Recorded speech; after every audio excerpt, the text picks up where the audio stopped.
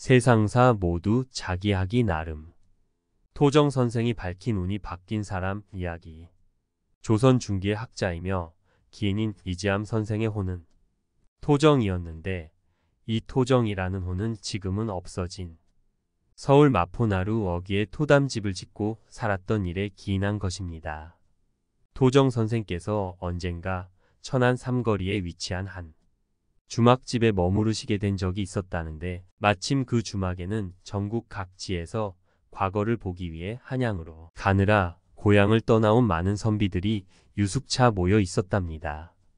과거에 급제하기를 바라고 공부를 해온 그들인지라 당대 큰 학자로 명성을 크게 떨치고 있는 토정 선생이 방을 찾아가 한 말씀을 듣고자 하기에 이르렀답니다. 토정 선생은 여러 젊은이들을 말없이 바라보시다가 문득 한 젊은 선비를 향해 이렇게 말했답니다. 자네는 이번 과거에 급제할 운이 없으니 서운하겠지만 그냥 고향에 돌아가시게나. 모두들 고개를 돌려 자신을 바라보는 시선에 민망해진 그 젊은이는 말없이 일어나 인사를 드리고는 뒷걸음질로 방을 빠져나왔습니다. 하늘이 무너지는 것 같은 청천벽력 같은 말에 아연해진 그 선비는 멍한 느낌에 주막을 나와 대문 옆 담벼락에 등을 기대고 쪼그려 앉아 생각에 잠겼습니다. 그동안 과거 급제를 목표로 얼마나 많은 세월을 열심히 공부해 왔는데 시험을 보기도 전에 고향으로 돌아가면 고향에선 나를 못난이라고 손가락질을 할 테고 대학자이신 선생의 말을 무시하고 과거를 보러 가서 정말 낙방이라도 한다면 평소의 흠모에 온 토정 선생의 말씀을 우습게 아는 놈이 되겠고 이를 어찌하면 좋겠는가. 결론을 내리지 못하고 멀거니 땅바닥을 내려다보고 있는데 마침 수많은 까만 개미떼들이 줄을 지어 자신이 앉아있는 자리 바로 앞을 좌에서 우측으로 이동하고 있는 모습이 눈에 들어왔습니다. 좌측으로 눈길을 돌려 바라보니 그 뒤로도 끝없는 개미들이 줄지어 앞에 개미들을 따라오고 있는 것이 보였습니다. 도대체 이 개미들은 어디를 향해 이렇게 질서정연하게 길을 가고 있는 것일까? 호기심에 몸을 일으켜 그 선두에 선 개미를 보기 위해 걸어가서 보게 되었답니다. 가다 보니 선두에서 가고 있는 개미가 있는 곳으로부터 몇 발자국 떨어지지 아니한 곳에 큰 항아리 하나가 놓여 있고 그 독 안에는 물이 가득 차 금시라도 넘칠 듯이 찰랑거리고 있었습니다.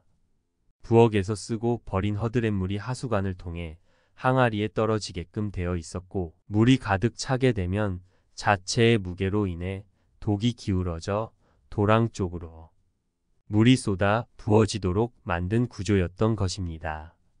이제라도 부엌 쪽에서 누군가가 물을 버리면 그 독이 기울어져 이동하고 있는 개미들의 선두를 향해 쏟아지면 저 많은 개미들이 때 아닌 물벼락을 만나 다 죽게 될지도 모르겠는 생각이 들어 선비는 황급히 뛰어가 구정물이 가득한 독을 힘들게 옮겨 도랑에다 대고 얌전스레 부어버렸습니다.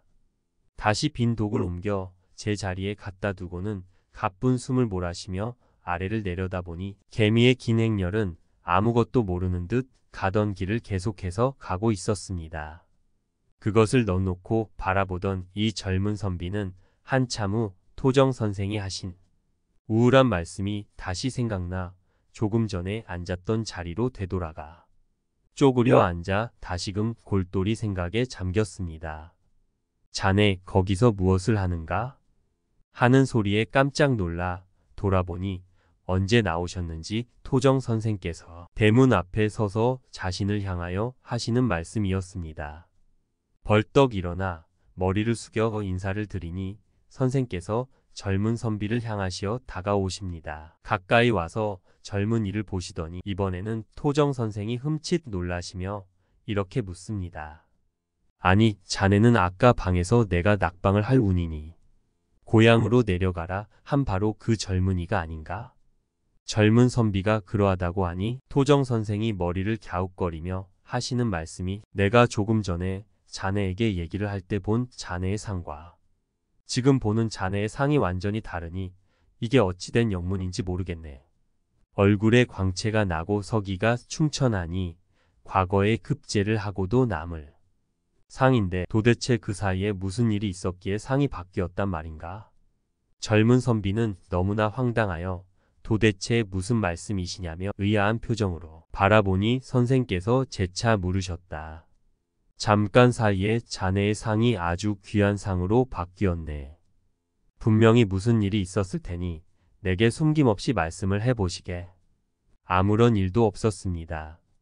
하고 말씀을 드리다가 문득 항아리를 옮긴 일이 생각이 나서 잠깐 사이에 일어난 일을 소상히 말씀드렸습니다.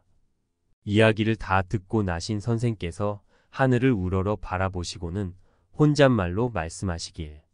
수백, 수천의 죽을 생명을 살리었으니 하늘인들 어찌 감흥이 없을 수 있겠는가? 그러고는 다시 젊은 선비에게 이르시기를 자네는 이번 과거에 꼭 급제를 할 것이니 아까 내가 한 말은 마음에 두지 말고 한양에 올라가 시험을 치르시게 하시고는 젊은 선비의 어깨를 톡톡 두드려 주고 난 뒤 주막 안으로 들어가셨습니다. 과연 이 젊은 선비는 토정 선생의 말씀대로 과거에 응시하였고 그러고는 장원으로 급제를 하였다 합니다. 상도 마음에 의해 뒤바뀌게 마련이랍니다. 토정 비결도 토정 선생의 호에서 유래되었다고 합니다.